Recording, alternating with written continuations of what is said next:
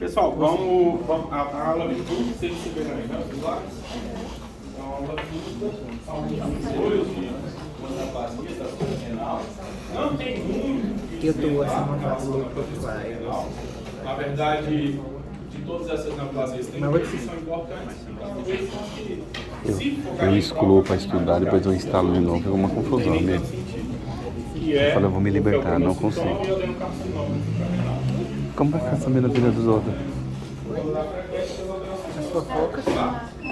Ela tem uma importância aqui para a gente, do ponto de vista clínico e epidemiológico, porque elas afetam criança.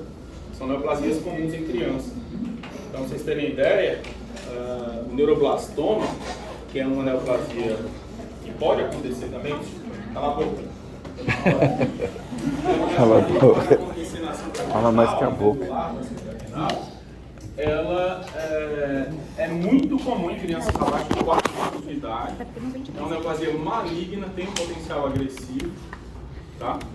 E ela talvez seja a neoplasia maligna mais comum em crianças.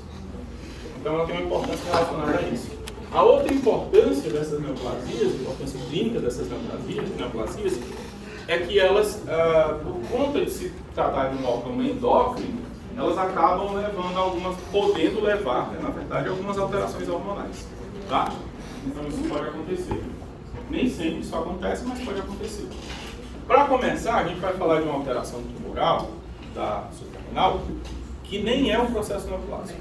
O tumor de Wilms também pode se tornar essa neoplasia suprarrenal? Como assim pode se tornar? Porque você falou do neuroblastoma, em criança também é comum o tumor de Wilms, que é é renal, né? Também pode... É um tumor de glândula de epitélio... de epitélio embrionário, epitélio rudimentar. Agora, se ela pode virar... Não, né? Ela pode talvez seja infiltrar para a suprarrenal, ou então englobar a suprarrenal, mas virar ele não. O neuroblastoma pode se tornar. Não, o neuroblastoma pode acometer a suprarrenal, ele pode aparecer na medular da suprarrenal. Ele pode aparecer em outros órgãos também. Tá?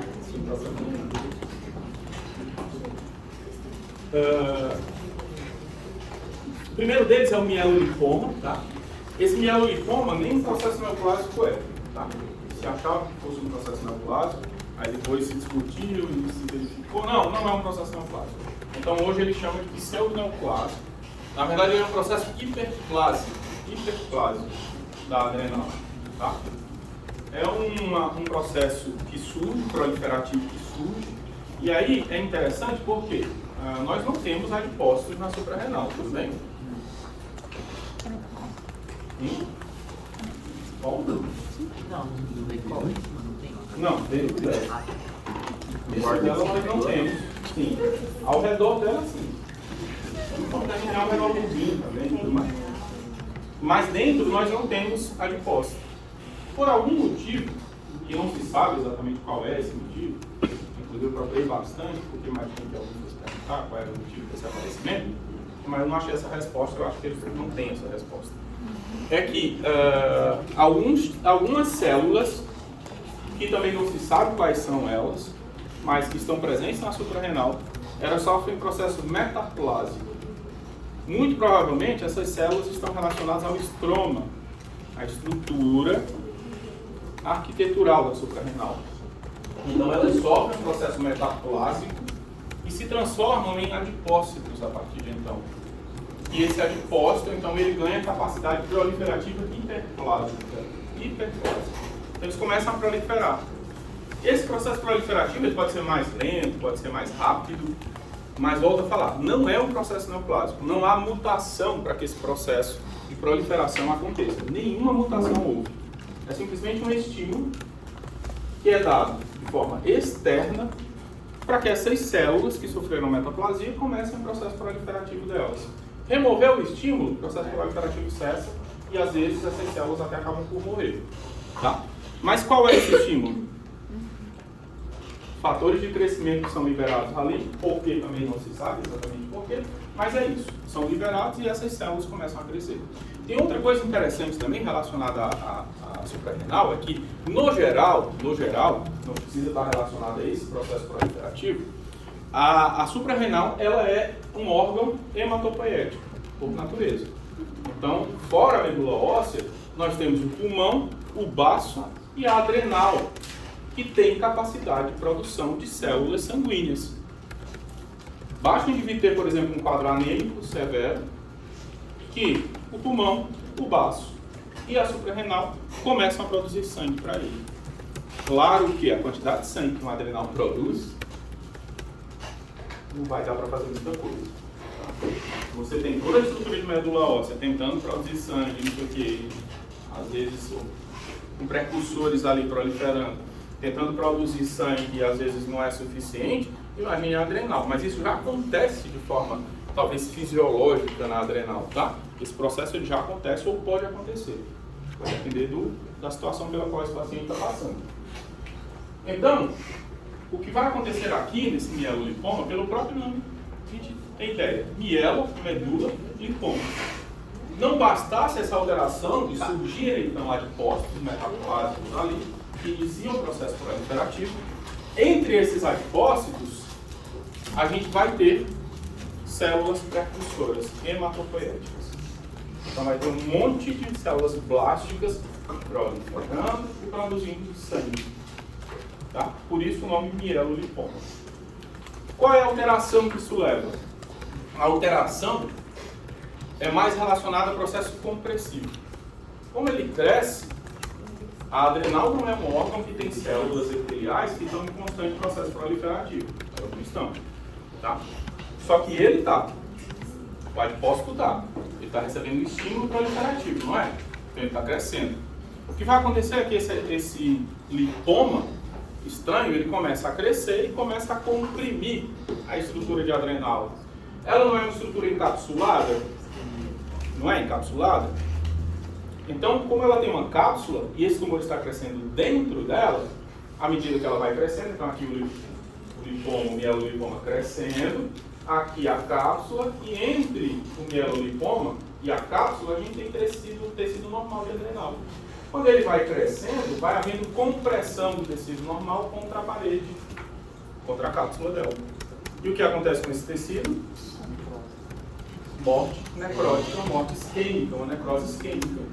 Então a tendência é que o tecido remanescente, à medida que esse tumor cresce, comprima o tecido remanescente da adrenal, que vai sofrer então morte isquêmica. E aí ele vai tomando conta de toda a adrenal. Tá? Não é tomar conta como um processo infiltrativo, ele não vai crescendo, se infiltrando, sai dela, nada disso. Ele está restrito a ela.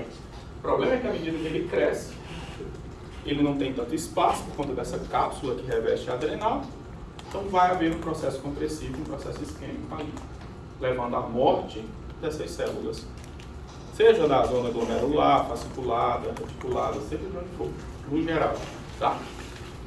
Existe uma relação de desenvolvimento desse mielolipoma com o processo de necrose e infecção na adrenal. Então, o indivíduo que teve anteriormente, previamente, um processo de infecção na adrenal, nossa, infecção na adrenal, pois é, isso é difícil, né, de acontecer. Mas um indivíduo que teve esse processo, existem relatos de indivíduos que tiveram,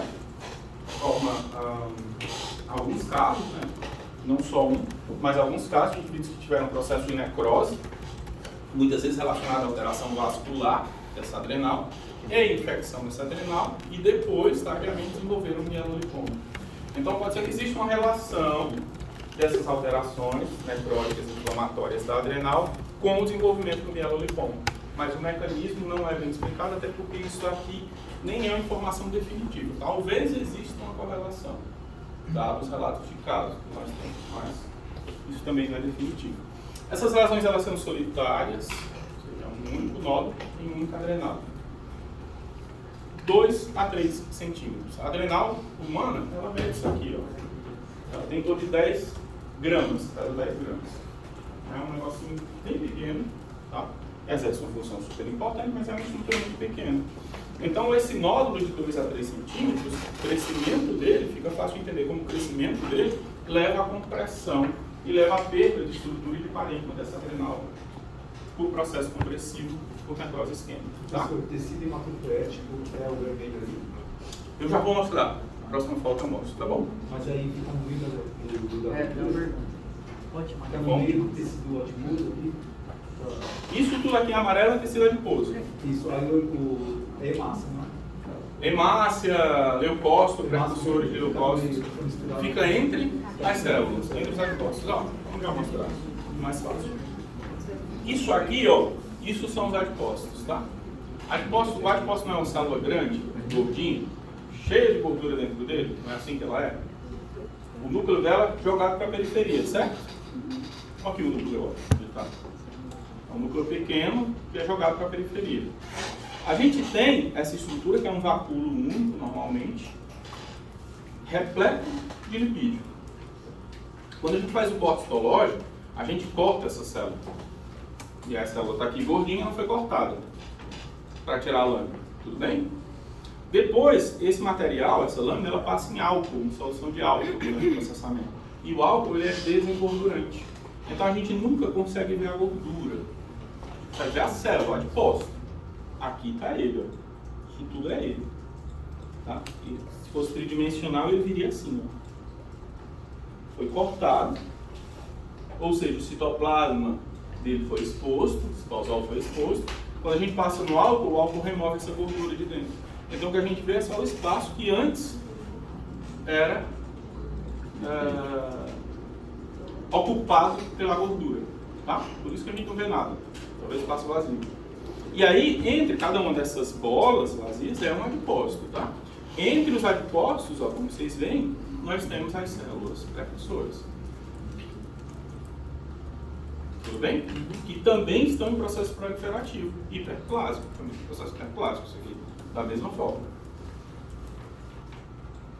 Ok? Então, esse crescimento expansivo, ele vai levar a essas alterações aqui, ó.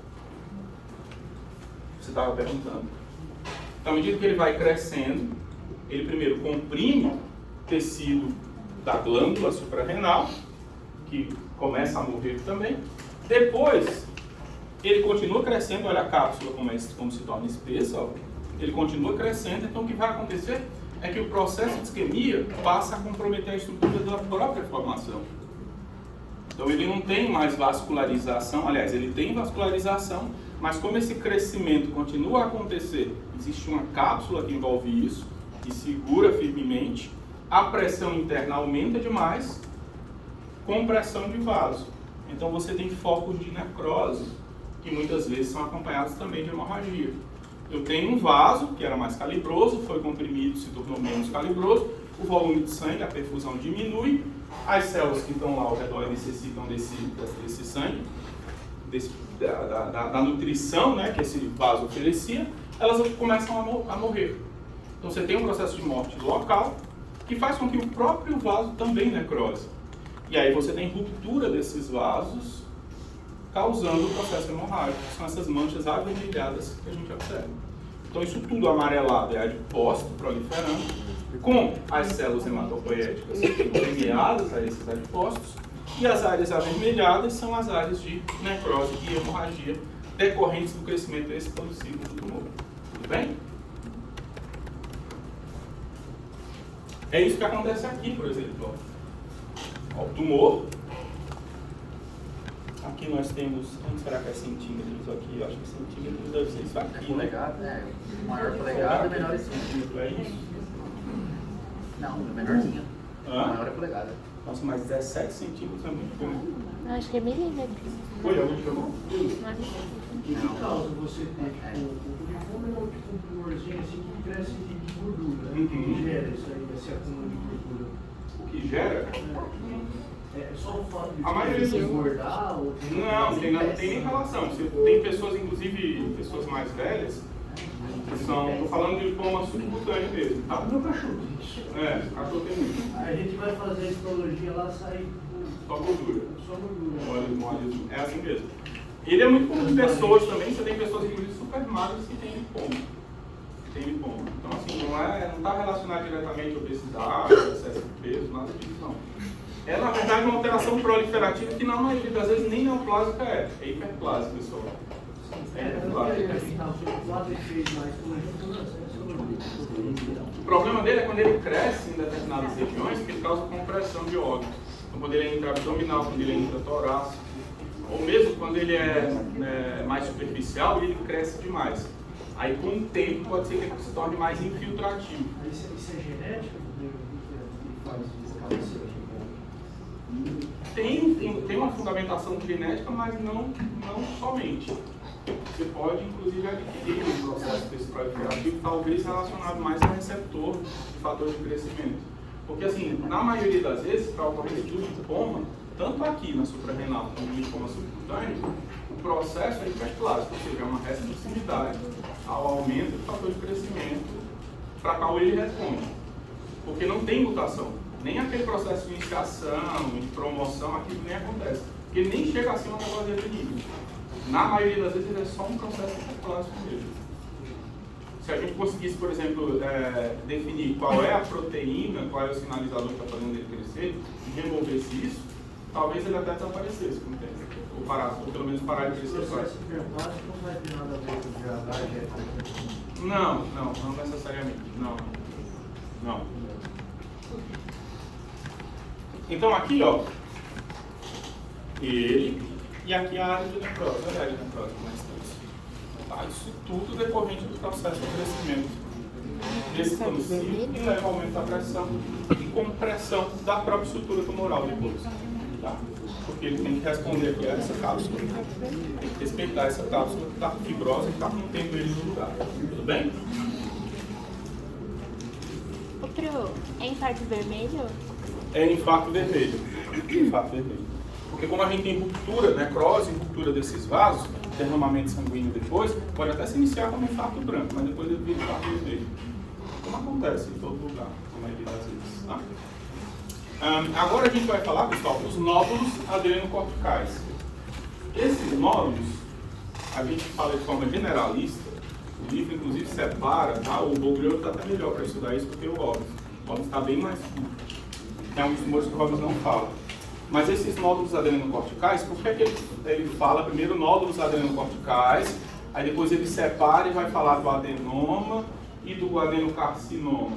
Porque é o seguinte, essas estruturas são estruturas muito pequenas, ó, 2 a 3 milímetros, então é um negocinho assim, super pequeno. Ele é tão pequeno que não consegue ser muitas vezes visto a olho nu na adrenal. Você, sei lá, fez uma autópsia, pega a adrenal lá do paciente, secciona essa adrenal, você não consegue às vezes enxergar esse nódulo.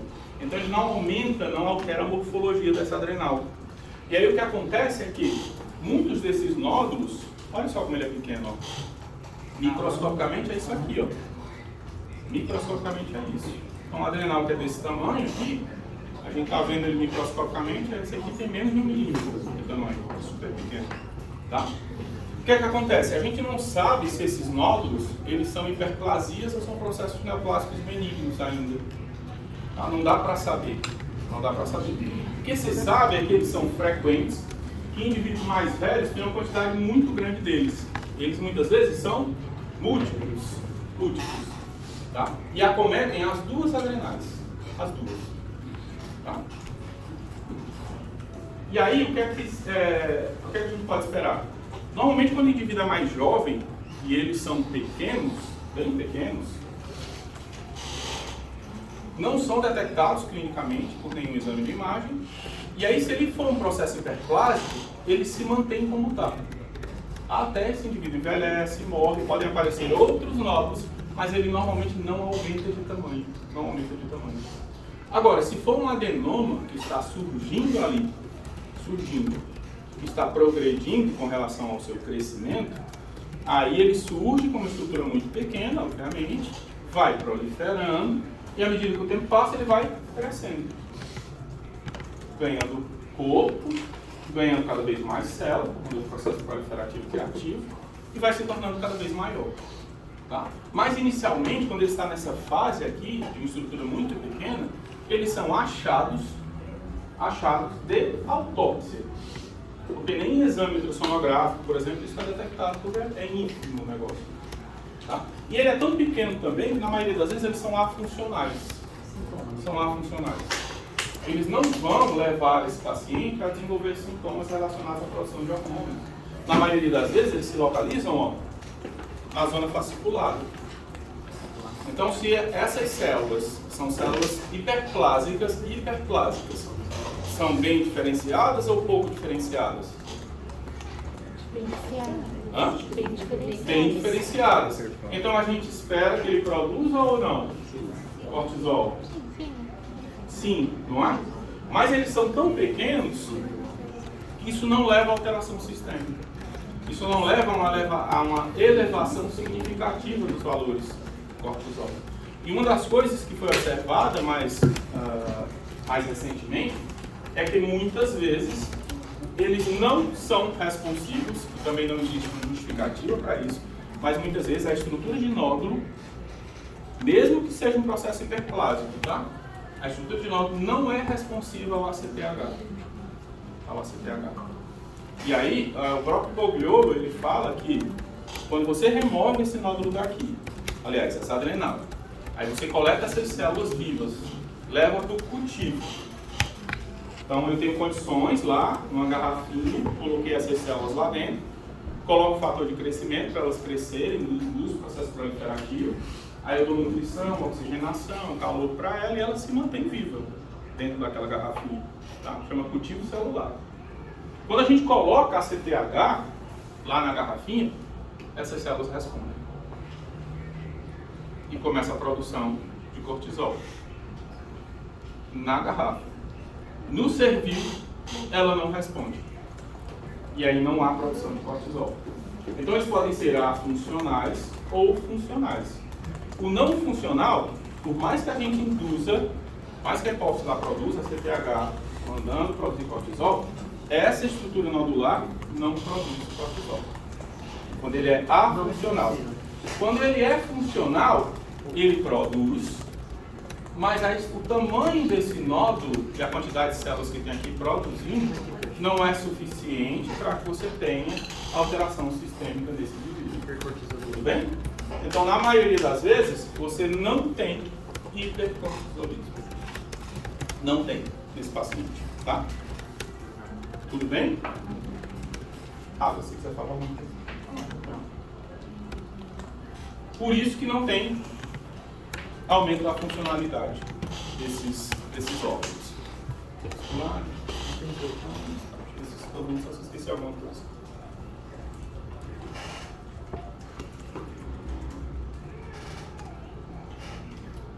Então, esses são os nódulos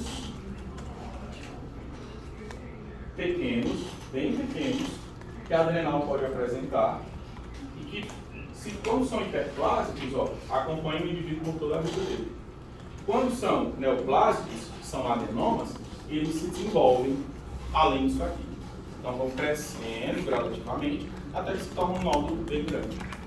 Só que então, eu estou frisando isso porque a gente vai entrar agora nas neoplasias, de fato, no processo de adenoma, e aí fica um pouco confuso entender qual é a diferença entre isso aqui e o que a gente está falando daqui a pouco. Mas a diferença é essa. Pode ser um outro hiperplasia ou adenoma? Como? Pode ser ou hiperplasia ou pode estar no estágio de adenoma? Isso. Ele pode surgir como um processo hiperplásico ou pode surgir como um processo de adenoma. Tanto faz. O problema é que quando ele está numa fase inicial, os dois são muito pequenos ainda. Então não dá para diferenciar um do outro, porque as características são as mesmas. À medida que o tempo passa, a hiperplasia se mantém nesse tamanho, o adenoma aumenta de tamanho. E aí a gente consegue então diferenciar um do outro. Tá? Agora, com relação às neoplasias propriamente ditas, aquelas que a gente consegue diagnosticar como, de fato, processo neoplásico, tá? São frequentes, principalmente o processo de adenoma. O adenoma ele é relativamente comum, tá? Apesar de que o peso, do ponto de vista clínico, está no adenocarcinoma, tá? Mas essas neoplasias, elas congregam o adenoma e o adenocarcinoma, são as duas neoplasias mais comuns da cortical. Tá? Eles podem ser também afuncionais, a maioria deles principalmente quando a gente fala de adenoma, é funcional. Tá?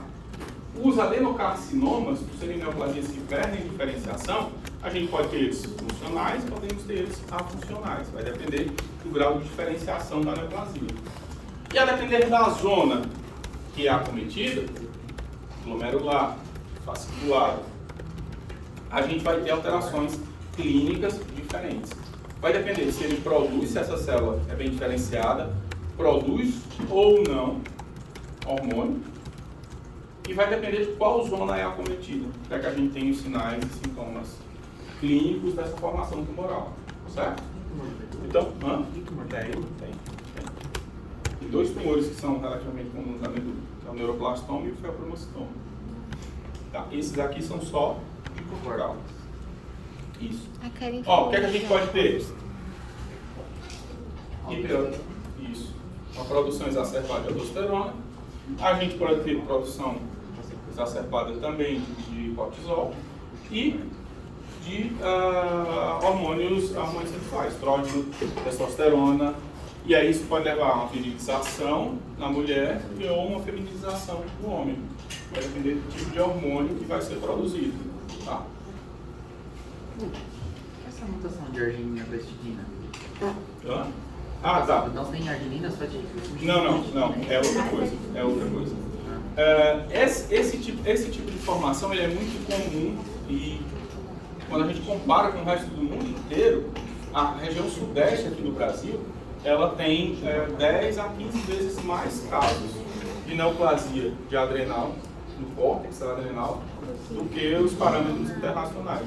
Isso está relacionado a alguns fatores genéticos da população daqui do Sudeste, tá? Principalmente relacionado a essa mutação aqui, onde a gente tem a substituição de aminoácidos, tá? Que compõem alguns domínios da proteína P53.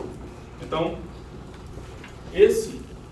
a arginina, ela vai ser substituída pela histidina.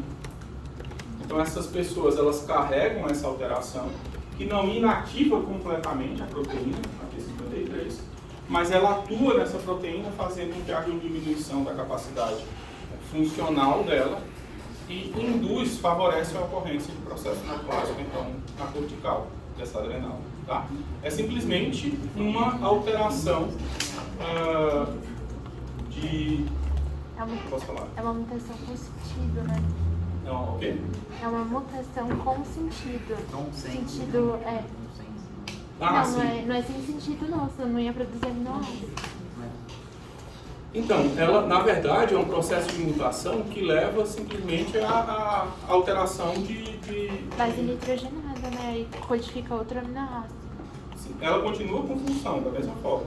Só que há uma diminuição da capacidade funcional da proteína.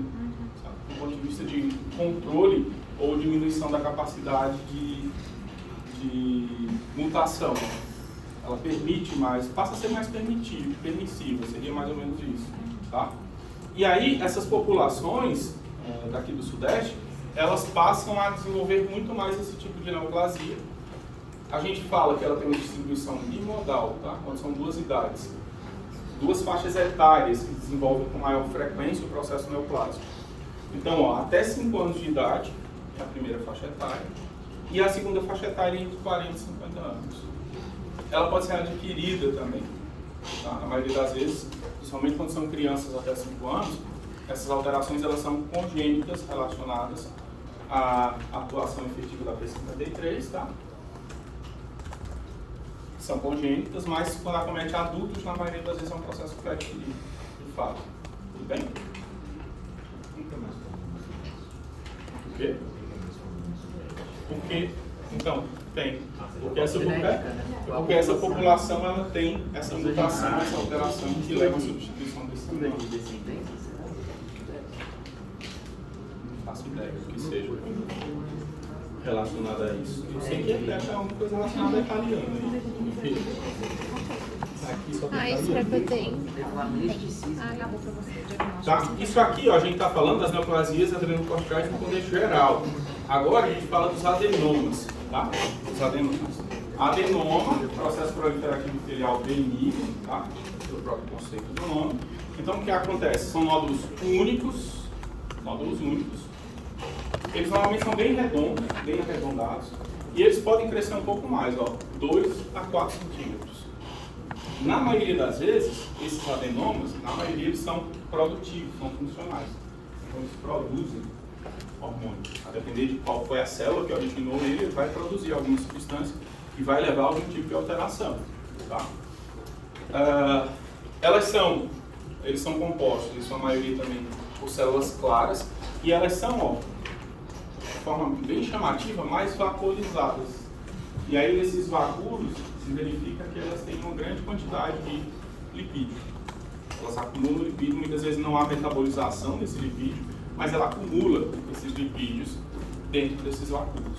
Então, isso a gente utiliza muitas vezes para diferenciar, inclusive, com relação a diagnóstico, tá? De adenoma para outros processos proliferativos. Ela pode, mais comumente, se originar na zona fasciculada ou na zona reticulada. Zona fasciculada é mais comum de acontecer, o processo de proliferação. E aí vai acontecer, ó, hipersecreção de cortisol. E aí, o que vocês acham que acontece? O Rafael deu em vocês. Olha só, vamos lá, a gente tem uma estrutura, um órgão produtor de hormônio que tem 1, 2 centímetros de tamanho, 2 centímetros de tamanho. E aí daqui a pouco, por conta da proliferação tumoral benigna, você passa a ter um órgão que é composto por um tipo celular único que tem 4 centímetros de tamanho. Então, a população daquele órgão aumentou muito de tamanho, pelo menos dobrou, certo? Todo mundo aqui é a mesma população celular, inclusive agora, produzindo cortisol. O que é que acontece?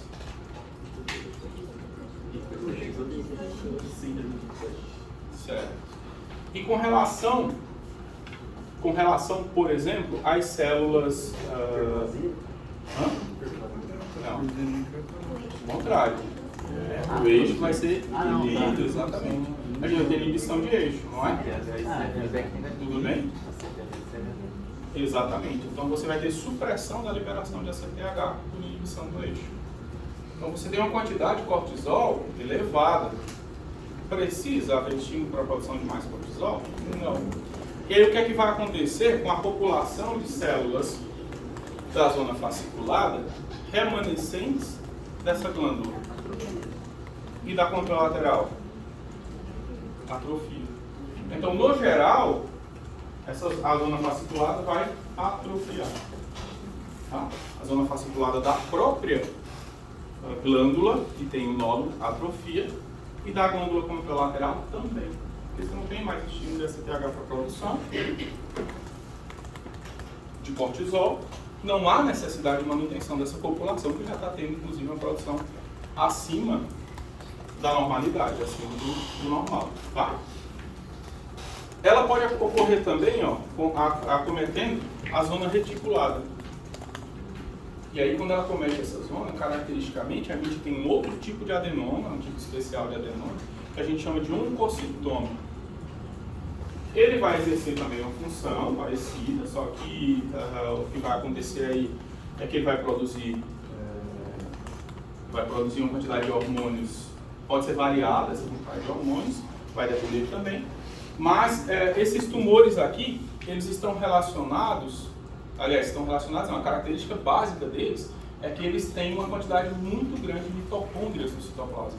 Elas acumulam muito mitocôndria. Não se sabe exatamente o porquê, mas ele induz um processo proliferativo dessas mitocôndrias. Então é como se elas replicassem no citoplasma dessa célula. E aí, esses tumores, eles podem se parecer entre eles. Existem algumas diferenças que são mais sutis, mas eles podem se parecer. Dá para fazer distinção do ponto de vista laboratorial, você pode fazer alguns exames no paciente, e na maioria das vezes há detecção por conta disso mesmo.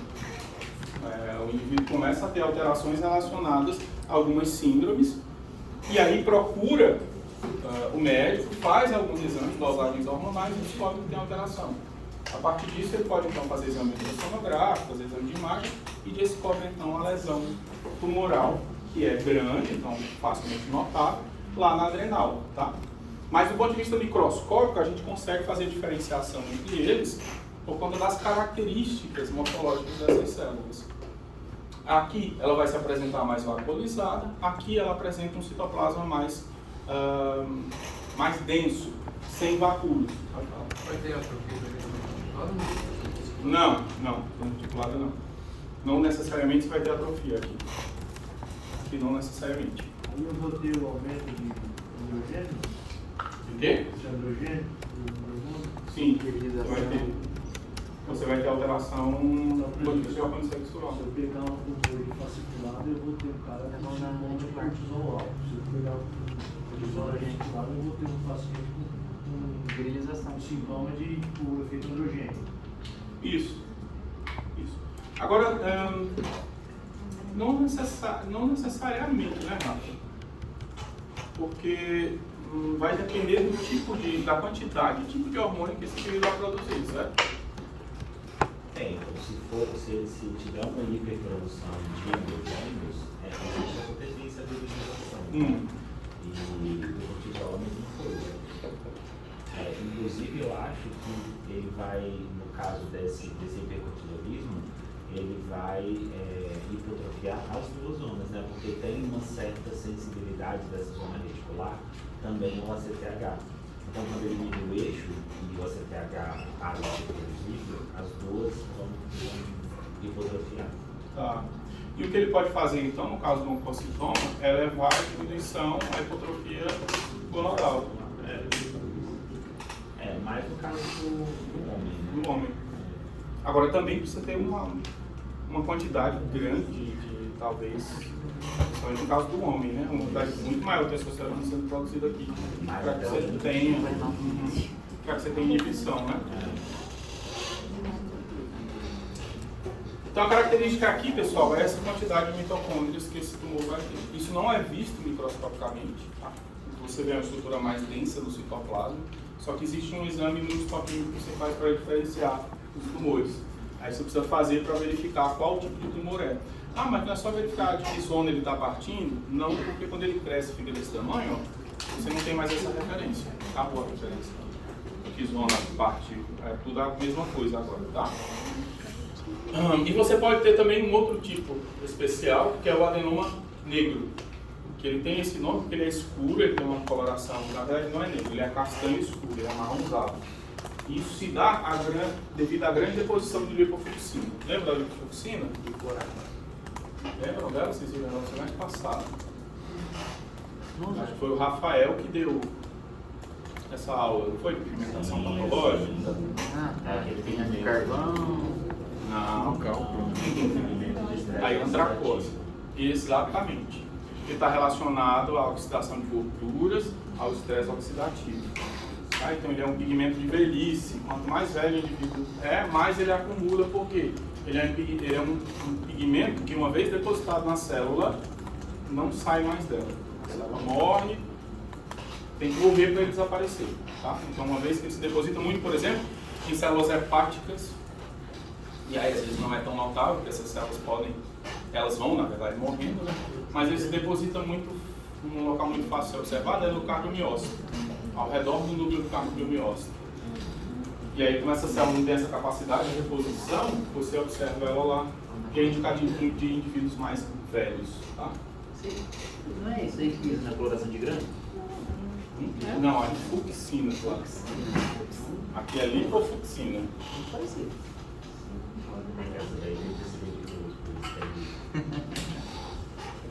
Esse é endógeno, né? É um mecanismo oxidativo. Ele é formado a partir de estresse oxidativo e oxidação de gorduras, oxidação das gorduras. Ele é muito comum de aparecer em pessoas que têm doença consumptiva, tem processo de doença que leva a emagrecimento, a caquexia, por exemplo.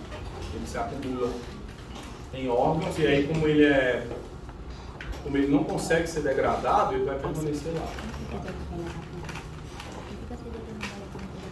Como é que a gente observa? Ó, um aumento, e aqui o mesmo aspecto da zona fasciculada, nesse caso, tá? Ele mantém o mesmo arranjo histológico, o mesmo arranjo estrutural da zona fasciculada, As células não têm atifia, normalmente, e mantêm o mesmo arranjo. É simplesmente um processo adenomatoso, é um processo benigno. A gente não espera grande mutação aqui, então normalmente ele se mantém bonitinho. Tá? A gente pode ter um certo desarranjo quando a gente tem outros tipos mais especiais, que tem um arranjo mais sólido, por exemplo, como esse aqui. Mesmo assim, ele guarda, apesar de perda do arranjo, ele guarda características que não são displásicas, características de normalidade, de núcleo e citoplasma dessa célula, tá? Aqui, ó, é um oncocitoma. Ao invés daquela estrutura vaporizada de citoplasma, o oncocitoma ele pode malignizar. Tá? Ele pode malignizar, esqueci de falar. Então, ao invés daquela estrutura vaporizada de citoplasma que os outros podem apresentar, ele apresenta um citoplasma mais denso, como eu falei. Isso aqui está lotado de mitocôndria, por isso que ele é mais denso assim. Quando faz marcação imunistoquímica para mitocôndria, é isso que acontece. Ó. Os núcleos, e tudo isso marrom que vocês veem ao redor do núcleo, é mitocôndria. Tá? É mitocôndria. Então tem muita mitocôndria, de fato, nesse tumor. Não se sabe exatamente o porquê dessa tanta grande quantidade de mitocôndria que ele vai apresentar. E esse aqui é o adenoma negro. Vê que não perdeu quase a estrutura de adrenal. Ela está mais ou menos mantida, ela está um pouco aumentada de volume. E aqui a lipofucsina, que são essas manchas amarronzadas que se acumulam no citoplasma da célula. Tá? Na célula da cortical. Tudo bem? Esses tumores dificilmente evoluem para a malignidade. Os adenomas no contexto geral. O único que tem um relato maior é o oncocitoma. Os demais, eles não têm tendência à evolução para a malignidade. Ok? Eles permanecem como adenomas mesmo. Até porque o indivíduo vai manifestar sintomatologia, como eles são funcionais em sua maioria, o indivíduo manifesta sintomatologia e ele acaba sendo descoberto e acaba então, sendo removido. Mas não há essa característica de progressão para a malignidade nos adenomas. Agora o adenocarcinoma. Os adenomas eles podem ser nódulos múltiplos também. Pode acontecer desse nódulo múltiplo. Os adenocarcinomas são nódulos únicos, eles são menos comuns, são neoplasias bem menos frequentes, esses adenocarcinomas, felizmente. E eles podem aparecer em qualquer idade, ó, desde indivíduos com 3, 4 anos de idade até indivíduos bem mais velhos. Não há uma diferença ou uma escolha de faixa etária para ele acontecer. Entre 7 e 20 centímetros, ele tem um problema de que, na maioria das vezes, eles são não funcionais, não são silenciosos. Ele vai crescendo, tá? Às vezes envolve o rim, às vezes infiltra no rim, noutras vezes ele infiltra a cava abdominal. Pode infiltrar nela, e aí você tem a estrutura, né, de cava, com a luz dessa cava, está passando sangue, está subindo o sangue, o tumor penetra nela e ele começa a crescer dentro dela, seguindo a direção do fluxo sanguíneo. Ok? E aí ele às vezes sobe, penetra em alguma artéria que vai irrigar algum órgão daquela região. Às vezes isso pode acontecer, por exemplo, no rim mesmo. Aí ele leva artéria renal, ele leva a necrose isquêmica desse órgão. Leva a necrose isquêmica. Então é fácil ele imaginar que ele metastiza com certa facilidade. Metastiza com certa facilidade. Aí você imagina a dificuldade de fazer remoção de um tumor como esse. Um tumor grande, 20 centímetros, por exemplo, que está envolvendo o rim, que está abraçando a cava e às vezes infiltrando nela. Ele também abraça e comprime ela, tá? Então é realmente difícil de remover por conta disso, por conta desse processo. Mas precisa fazer a remoção. Eles variam de bem diferenciados a anaplásicos, e aí diretamente relacionado à capacidade funcional dele, produção ou não de alguma substância. E na maioria deles, o que se observa são duas alterações relacionadas ao desenvolvimento desse tumor. Primeira e mais importante é a ativação constitutiva de beta-catenina, então ele ativa de forma permanente a beta-catenina. E aí há uma ativação contínua de beta-catenina, induzindo o processo de proliferação, porque ela vai fazer o quê? Tem uma atividade indutora de transcrição, né? Ela atua diretamente no núcleo da célula, ativando o processo de transcrição e o processo replicativo. A gente já viu, lembra? A PC, que controla a beta-catenina, que é muito comum nos tumores de intestino e tudo mais. Então aqui também acontece isso. Outro mecanismo um pouco diferente, tá? Mas acontece. E a superexpressão do fator de crescimento similar, o fator de crescimento insulina-like, né? Similar à insulina, do tipo 2, que vai ser produzido no fígado, esse fator de crescimento produzido por hepatócitos. E aí o que pode acontecer aqui é, na maioria das vezes, uma superexpressão. Não se sabe exatamente qual o mecanismo que leva a essa superexpressão, mas para que haja uma resposta a essa superexpressão, essas células aqui da adrenal também precisam ter receptores apropriados. Então tem um aumento de receptor nessas células. Então ela própria ou não estimula uma superexpressão desse fator de crescimento, ao mesmo tempo em que há a formação de uma grande quantidade de receptores nessa célula da suprarrenal, favorecendo o processo proliferativo e a ocorrência então, de mutação, outras a partir disso, tá? Com progressão de malignidade aqui. A sobrevida acima de 5 anos é de 50%, então é uma sobrevida baixa, metade não sobrevive além de 5 anos, metade dos pacientes, exatamente porque ele faz metástase e muitas vezes no momento do diagnóstico, no momento que esse paciente está sendo diagnosticado, já tem metástase. E é provável que o diagnóstico se deu por conta do processo metastático e não do tumor primário. Tá?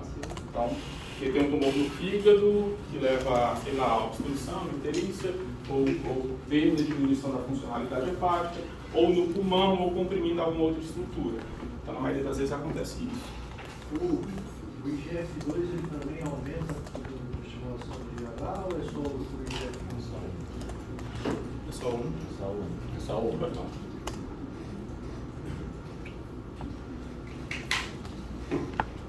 E também é produzido pelo fígado, né? Mesma coisa. Então, os dois são definidos.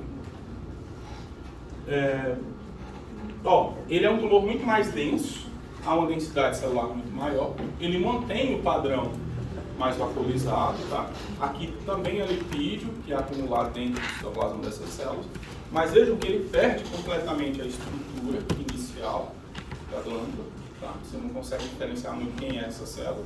São células com características mais poliédricas, e ele pode ser um tipo muito bem diferenciado, quando ele não tem característica displásica tão evidente, e ele pode ser também um tipo menos diferenciado.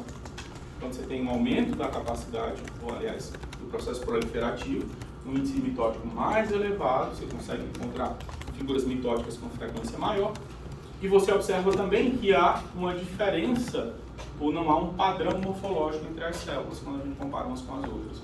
Então, à medida que aumenta a displasia, aumenta também a indiferenciação do tumor. Tá? É provável que, num caso como esse, ele seja mais funcional, como esse aqui ele seja menos funcional ou completamente afuncional. Tá?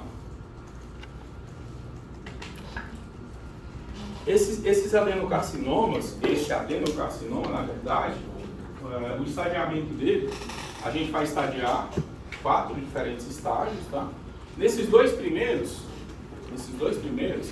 a gente tem linfonodo sem metástase e tem ausência de metástase à distância nesse paciente. Então ele não tem metástase nem no linfonodo, nem metástase para pulmão, fígado, baço, seja para onde for. E não tem metástase. Qual a diferença? Aqui, no estágio 1, ele é menor que 5 centímetros do tumor. Aqui no estágio 2, ele é maior que 5 centímetros. Essa vai ser a diferença. Nos estágios 3 e 4, a diferença vai ser a metástase à distância. Porque em ambos, você tem qualquer tamanho de formação, pouco importa. Em ambos, você tem linfonodo comprometido. O linfonodo está acometido com célula metastática nos dois estágios. Só que aqui você tem metástase à distância. E aqui você não tem. Essa vai ser a diferença. Então, menor que 5 centímetros, com linfonodo com linfonodo negativo, metastasistância negativo, maior que 5 centímetros, linfonodo negativo, metastasistância negativo. Qualquer tamanho, com linfonodo positivo, metastasistância negativa. Qualquer tamanho, estágio 4, com linfonodo positivo, metastasistância positiva. Certo? E aí, como qualquer classificação, quanto maior o estágio, o número que representa o estágio, mais grave é o paciente, a situação do paciente, pior o prognóstico. A disseminação é hematogênica ou linfonodal? Os dois vai acontecer. Quando ele infiltra na circulação sanguínea, muitas vezes, ele já fez metástase linfonodal.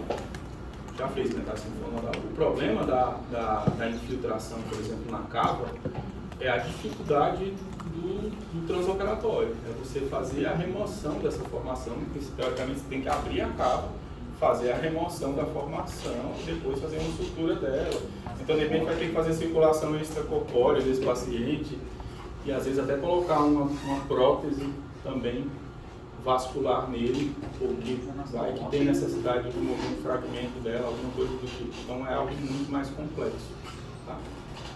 E outra coisa também, quando você tem uma infiltração direta nesses vasos intercalíbrio, quando essa célula se solta desse bloco tumoral aí, você já joga ela direto onde? Praticamente que vai jogar, vai passar no coração primeiro, mas dificilmente. Pode ser que ele se infiltre, tem uma aderência ali no coração, mas na maioria das vezes você vai jogar ele quase que diretamente no pulmão desse paciente. Tá? Então favorece o processo de disseminação pulmonar dele. E não vai ter muito obstáculo para isso, né? Já está dentro da cava, agora é fácil chegar até o pulmão. Diferente do linfonodo, que ele ainda tem que percorrer alguns obstáculos. Existe uma classificação de Weiss, uma classificação mais antiga, mas que é utilizada ainda. Tá? E aí, essa classificação ela vai determinar se trata de fato de um carcinoma ou se trata de um adenoma ainda. Essa formação é maligna ou é benigna, e ela determina, quando elas são malignas, o grau, se é de baixo grau ou de alto grau. Grau de quê? De malignidade. Baixo grau, um carcinoma com baixo grau de malignidade, ou seja, bem diferenciado, um carcinoma com alto grau de malignidade, pouco diferenciado. Como é que faz? São 9 parâmetros. Aí ele avalia atipia nuclear,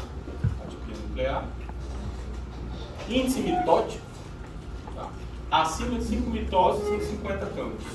Então ele avalia 50 campos de grande aumento, e aí ele faz a contagem de quantas mitoses ele encontrou nesses 50 campos. Mitoses atípicas, também mitoses que têm uma forma não esperada, que não era para acontecer. Normalmente a mitose você tem uma característica mais espelhada. Um lado deve se parecer bem com o outro, e às vezes isso não acontece. Células claras compõem menos de 25% do tumor. Arquitetura difusa, ou seja, um crescimento expansivo ou infiltrativo desse tumor, comprometendo mais de 1/3 da estrutura. Presença de necrose, invasão venosa dentro do tumor, você tem estrutura de vaso ali dentro, aí você já observa a invasão dentro do tumor. Invasão sinusoidal, isso, e invasão da cápsula. Da cápsula de quem? Da cápsula da própria adrenal. Como é que a gente faz isso? É sim ou não aqui, tá? É sim ou não. Então, observei mitose atípica? Sim. Aí, cada resposta sim que eu dou é um ponto que vale. No fim, eu somo. Então, eu dei sim aqui para 5 parâmetros. Então, cada sim vale 1 ponto, 5 pontos. A gente vem e observa aqui. Aí eu escolho abaixo de 3 ou acima de 3. Nossa, deu 5, acima de 3. Então, é um carcinoma, não tem chance de ser um adenoma. De que grau? A gente observa, então, a quantidade de figuras mitóticas. 30 figuras mitóticas em 50 campos. Então, a gente vem para cá. Acima de 20. Ou seja, um carcinoma, um adenocarcinoma de alto grau. Prognóstico? Ruim. Prognóstico ruim. A gente soma isso a outras características, obviamente. Isso era feito para todos os pacientes. Aí começou a observar que para a criança não funcionava tão bem. Porque o comportamento dele em crianças é um pouco diferente. Do mesmo tumor, mas se comporta de forma diferente em crianças. Talvez pelo foco da mutação ser outro, alguma coisa do tipo relacionada à etiologia do tumor. Tá? E aí se desenvolveu então esse score de Winnick, que estabelece exatamente a mesma classificação, só que com parâmetros um pouco diferentes para as crianças. Tá? Ele considera essas duas características mais chamativas que não são consideradas no primeiro. Então o tumor, ó, um peso acima de 400 gramas. Nossa, 400 gramas é muito grande o tumor para uma criança. Não, de tela assim, quase meio quilo de tumor. Então, quando você pensa numa criança, às vezes é um exame físico, às vezes não, no exame físico certamente vai dar você palpar essa estrutura, né? Uma criança de 4, 5 anos é significativo esse aumento. Tumor acima de 10,5 centímetros também, tumor de grande volume. Então, essas características, no resto, ó, na maioria das vezes, são características muito parecidas com a primeira, tá? Com a primeira classificação, com a classificação de Weiss. Mas funciona da mesma forma. Você vai fazendo o somatório do sim ou não, e aí você verifica aqui se ele vai dar indicativo de um comportamento benigno determinado ou de um comportamento mais agressivo. Tá? O que é CGA em relação às mitoses? Campo de grande aumento. No microscópio você não tem os aumentinhos lá que você vai colocando, 10, 20, 40 e na inversão. Esse CGA significa o aumento de 40 vezes. Tudo bem, pessoal? Aqui? Uhum. Ó, para a gente quase encerrar, a gente tem então o feocromocitoma.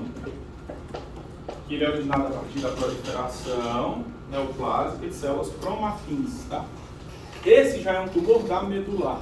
Então, sendo um tumor de medular, exatamente, ele vai produzir quem? Catecolaminas, certo? Ele pode acontecer, ó, da mesma forma, em crianças e em adultos. Só que ele é mais comum entre os 40 e 50 anos de idade. Massas até 3 centímetros, bem delimitadas, acastanhadas. Tem infiltração dos tecidos adjacentes, de vasos. Normalmente eles apresentam atipia celular mais chamativa, um índice mitótico variado, pode apresentar uma maior quantidade de mitoses, e a agressividade dele depende, inclusive, desses fatores. Quanto maior o índice mitótico, mais agressivo ele é. Tá? Isso não é aquele que da China? Esse mesmo. Já vai falar disso.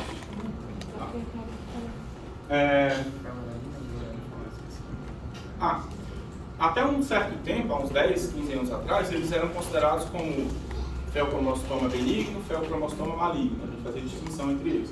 Hoje todos são malignos, tá? Porque eles têm um comportamento benigno que não é totalmente benigno, porque ele metastiza. Mesmo o benigno metastiza. Então se descobriu, ora, se ele metastiza é porque ele não é benigno, ele é maligno. Então hoje a gente considera todos como sendo tumor maligno com possibilidade de metástase. O que a gente faz é a diferenciação do nível de agressividade dele, mediante, ó, a atipia celular e o índice mitótico, principalmente. É isso que é feito. Quanto maior isso e isso, mais agressivo é o tumor. Tá? A necrose tumoral, intratumoral, que é muito comum nessa neoplasia, ó, aqui dá para perceber, tem bastante necrose, né? Essa necrose tumoral, ela é dependente diretamente do índice mitótico. Quanto mais mitose tem esse tumor, mais rápido ele cresce, maior chance de desenvolver necrose tumoral por conta daquele problema que a gente já falou antes. A questão da necrose isquêmica. Cresceu muito rápido, o estroma não acompanha o desenvolvimento do tumor, não há capacidade de nutrição ou de abastecer toda aquela população celular. E aí algumas vão começar a morrer mesmo. Aí formam esses focos de necrose. Vocês estão conseguindo reconhecer o que é isso aqui? Bulbim, isso. E a adrenal, que não é mais adrenal, agora é um feocromocitoma. Então ele às vezes infiltra no rim. Se ele consumir, se não consome, claro, é um processo de infiltração tecido renal, e aí você precisa fazer a remoção do rim junto com a adrenal acometida. Não tem como separar os dois, porque os tecidos já estão juntos. É bilateral ou unilateral? Então, nele, na verdade, a maioria das vezes ele vai apresentar-se da forma unilateral, não necessariamente bilateral, mas ele pode ser bilateral também, tá? Tira o dois. Tira o rim já era. Não, aí não tem como tirar. Não tem como tirar. Se quiser, pode ser um transplante. Mas, não. Peraí. Tem outra coisa. Essas células cromafins, elas formam algumas estruturas circundadas por um estroma colagenoso bem delgado. Isso aqui, ó. São as células cromafins. Então ela forma essas estruturas que são chamadas de ninhos de Zellbaden, tá? Ninhos de Zellbaden. Elas formam essas estruturas. Pode ser chamado de ninho ou de corpos de Zellbaden. São normalmente estruturas mais arredondadas, delimitadas por tecido conjuntivo e dentro da célula tumoral proliferada. O nome céu é quando dá pra pigmento? É por conta da cor dele. É verdade. Da cor dele. Pode ser também. Na próxima página também tá. Da dobra, não sei. Hã? É verdade, ainda bem que você falou. Deve ter substituído. Ué, qual é o nome? Claro, ele estava mostrando a célula cromafim. Essa tá bem ampliada, né? Tá bom. Me lembra, porque senão eu vou esquecer. São produtores de noradrenalina, adrenalina. Então, a sintomatologia está mais relacionada a isso. E o quadro mais clássico de sintomatologia desse paciente, seja ele jovem, seja ele adulto, vai ser hipertensão arterial grave, tá? Que a gente chama de paroxística. Que significa que essa hipertensão, ela aparece e desaparece de forma súbita. Ele tem um quadro hipertensivo súbito, e aí tem cefaleia, apresentar visão turva, muitas vezes náusea, vômito, todas as alterações relacionadas a quadro de hipertensão. Sudorese, perda de peso também pode estar relacionada a ela. Hã? É a mesma coisa. Falta um S? Tá paroxística. É verdade, paroxística. É paroxística, né? Falta um S. Falta um S. Sim. O XI, né? Ele malha, ele sabe português. O que pode ser feito aqui é a dosagem dessas catecolaminas, tá? Nesse paciente. Então, você pega um paciente jovem que apresenta um quadro desse de hipertensão grave e hiperaguda, como ele acontece, você pode fazer dosagem dessas catecolaminas e verificar se tem um aumento na produção delas. Nem sempre, num primeiro momento, isso aqui vai dar positivo. Você vai detectar esse aumento, uma elevação mais súbita dessas catecolaminas, tá? Porque da mesma forma como isso aparece e desaparece, você também, na verdade é o seguinte, ele está relacionado a esse aumento súbito na produção e liberação dessas catecolaminas. Pode ser que no momento que o sangue é coletado, que o exame é feito, não haja essa produção e essa liberação. É isso. Então, às vezes, nem sempre no primeiro exame há a detecção dessa elevação das catecolaminas. Eles podem ser completamente silenciosos, podem não manifestar sintomatologia nenhuma, basicamente. Porque, na verdade, quando eles são silenciosos, dessa forma, é porque não está havendo produção, porque o tumor já se indiferenciou demais. Então, é isso que acontece. Os ninhos são isso aqui, os ninhos de Zellbaden. Essas estruturas aqui. Então, tá aí, na foto seguinte, Deixa eu mandar, tá aí. Aqui é muito bom, né? Aqui é muito bom. Não, era zombado. Falou? É aqui, ó, sério, vira aqui. Não, esse daí, o que é essa bolinha? Não, eu acho que é os corpos de... Não. Olha do seu lado aí. Eu acho que é uma célula Só corporal. poluição. Acho que tá corando muito, né? Por último, o último slide, tem 30 segundos de aula. Por último, a gente tem o neuroblastoma, tá? Que é um tumor que é originado a partir de células do sistema nervoso autônomo, né? Então é lá da medular também, que elas podem estar relacionados à alteração congênita, tá? Formação desse tumor. Então, o indivíduo às vezes pode nascer com ele, com um processo de mutação que induz a formação desse tumor. Só que esse tumor ele não é específico da suprarrenal, não. Ele pode aparecer em outros locais também, certo? Em diversos outros locais ele pode aparecer. Mas aqui na suprarrenal ele pode também estar presente. E aí ele é mais comum, ó, em crianças até 4 anos. Como eu falei, ele é o tumor mais comum, maligno, mais comum em crianças. É esse aqui. Nódulos pequenos ou grandes. E aí ele leva a um crescimento dessa formação, ó, olha o tamanho do tumor, que induz processo compressivo na região. Então, a principal sintomatologia dele está relacionada a isso, ao processo compressivo que é ocasionado pelo crescimento tumoral. 50% dos casos, em 50% dos casos, o diagnóstico é realizado quando já tem metástase dessa formação tumoral. Então, isso agrava a situação do paciente, né? O prognóstico vai diminuir substancialmente a capacidade de cura e tratamento desse paciente por conta da presença de metástases. E aí, quando a gente fala de uma criança, um indivíduo, sei lá, com 3 anos de idade, porque ele é mais comum em crianças até os 4 anos. Então, uma criança de 3 anos de idade com uma formação tão agressiva como essa, já com metástase, é realmente bem grave. E dada a frequência dele também, nessas crianças. Isso é muito frequente. Tudo bem? Mesmo ele sendo muito frequente, ele não é tão comum assim. Porque é mais difícil você ter neoplasia agressiva em criança, né? É mais relacionado a linfoma, leucemia, quando a gente fala das crianças.